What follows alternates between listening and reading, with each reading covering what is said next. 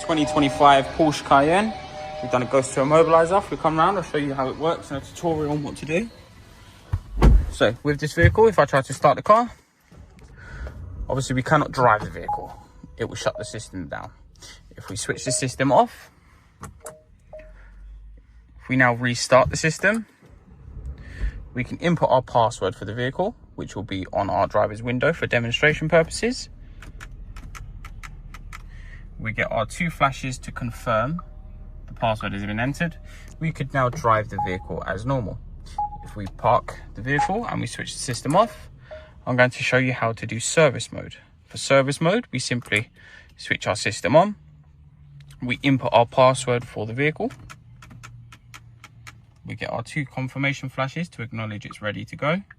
Once you are at your destination, you must simply press your driver's window 5 times. That's 5 times traveling upwards. We get 5 flashes to acknowledge it has been in its service mode. If we switch the system off, that is now in your service mode. You hand them the keys, they do their work. When you're collecting the vehicle, you simply restart the engine. We put our password for the vehicle. We get our 2 flashes to confirm. That has now brought the system back into its normal mode and it's ready and operational for every Ghost 2 password now. If we switch the system off, we'll show you how to change the password on this vehicle now. So, no feet on the pedals, just press the start button. That will switch the system on.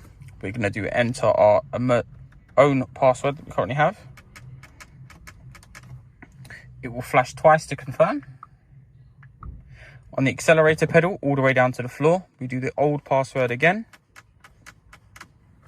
We get 2 flashes. Once we have them, we can release our pedal and it will remain flashing on our dashboard.